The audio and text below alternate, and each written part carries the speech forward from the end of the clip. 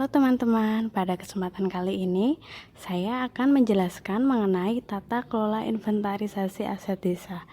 Yuk kita simak videonya. Aset desa adalah barang milik desa yang berasal dari kekayaan asli milik desa, dibeli atau diperoleh atas beban anggaran pendapatan dan belanja desa atau APB desa atau perolehan hak lainnya yang sah. Aset desa yang berupa tanah disertifikatkan atas nama pemerintah desa. Kemudian, aset desa yang berupa bangunan harus dilengkapi dengan bukti status kepemilikan dan ditata usahakan secara tertib. Kemudian, aset desa dilarang untuk diserahkan kepada pihak lain dan juga aset desa dilarang untuk digadaikan atau dijadikan jaminan untuk mendapatkan pinjaman ya.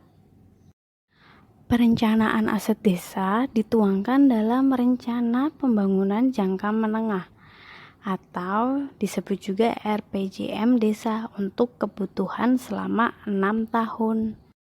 Kemudian untuk perencanaan kebutuhan aset desa 1 tahun dituangkan dalam Rencana Kerja Pemerintahan Desa atau disebut juga RKP Desa dan ditetapkan dalam APB Desa setelah memperhatikan ketersediaan aset desa yang ada ya.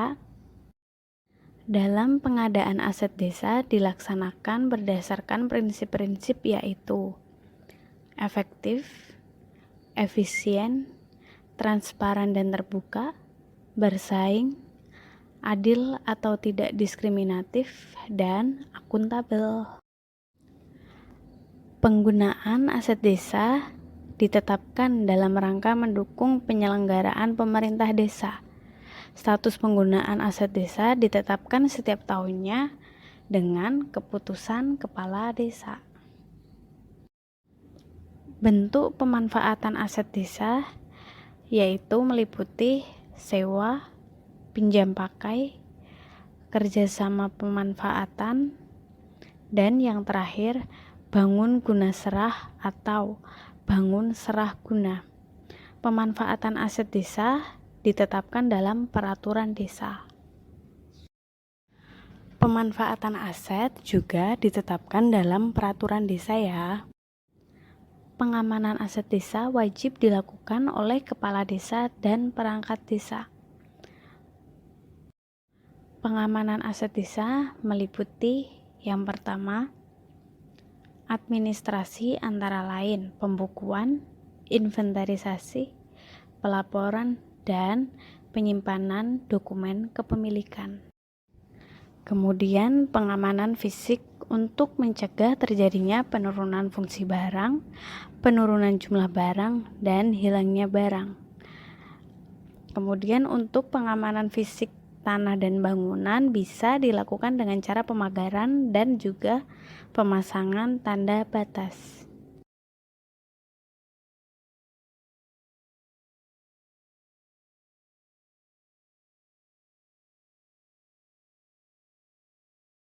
Penghapusan aset desa yang bersifat strategis terlebih dahulu dibuatkan berita acara dan ditetapkan dengan keputusan kepala desa setelah mendapat persetujuan bupati atau wali kota. Selanjutnya, penghapusan aset desa yang tidak bersifat strategis tidak perlu mendapatkan persetujuan bupati atau wali kota. Cukup dengan dibuatkan berita acara dan ditetapkan dengan keputusan kepala desa. Kemudian, aset desa yang sudah ditetapkan penggunaannya harus diinventarisir dalam bukti inventaris aset desa dan diberi kodifikasi sesuai dengan pedoman umum mengenai kodifikasi aset desa. Yang termasuk persediaan yaitu barang habis pakai, barang tak habis pakai, dan yang ketiga barang bekas pakai.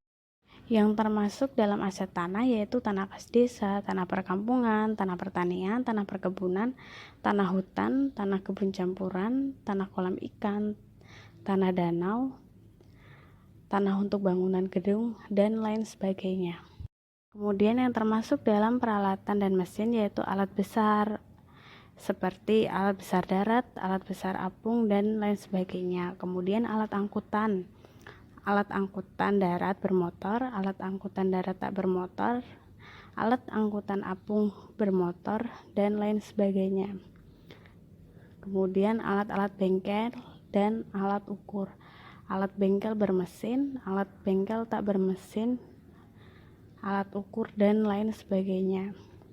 Kemudian yang keempat, alat-alat pertanian, alat pengolahan tanah dan tanaman, alat pemeliharaan tanaman atau pasca penyimpanan, dan lain sejenisnya. Kemudian alat-alat kantor dan rumah tangga. Selanjutnya alat studio dan alat komunikasi seperti peralatan pemancar, peralatan komunikasi dan navigasi. Kemudian komputer seperti komputer unit, peralatan komputer, dan lain sebagainya. Alat pengeboran yaitu seperti alat pengeboran mesin, alat pengeboran non-mesin. Kemudian alat produksi, pengolahan, dan pemurnian. Dan yang terakhir adalah peralatan olahraga. Untuk bangunan dan gedung, bangunan gedung tempat kerja, kemudian ada juga bangunan monumen seperti candi, monumen alam, monumen sejarah, tugu, dan sebagainya. Ada juga jalan, irigasi, dan jaringan.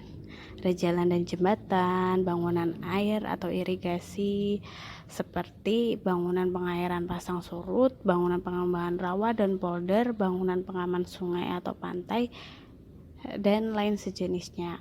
Kemudian ada juga instalasi air bersih, instalasi air kotor, instalasi pengolahan sampah, instalasi gardu listrik, dan lain-lain.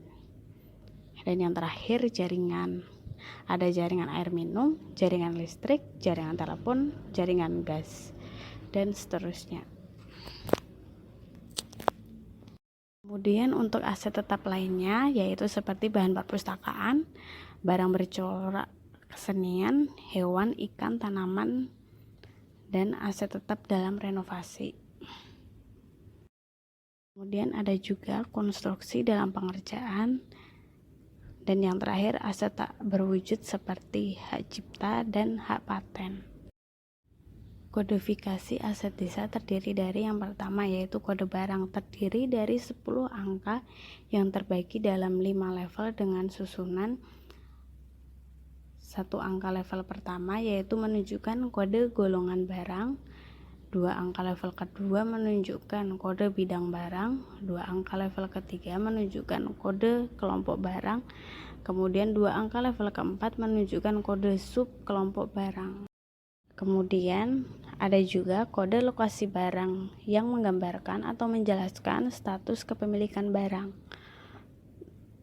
Untuk menentukan kode lokasi barang milik desa, maka kode yang digunakan adalah kode desa yang terdiri dari 10 angka dengan susunan 2 angka level pertama menunjukkan kode provinsi, 2 angka level kedua menunjukkan kode kabupaten atau kota, 2 angka level ketiga menunjukkan kode kecamatan. Kemudian yang terakhir yaitu kode register. Kode register sendiri merupakan identitas barang yang dipergunakan sebagai tanda pengenal yang dilekatkan pada barang yang bersangkutan. Kode register adalah kombinasi angka yang terdiri dari 10 angka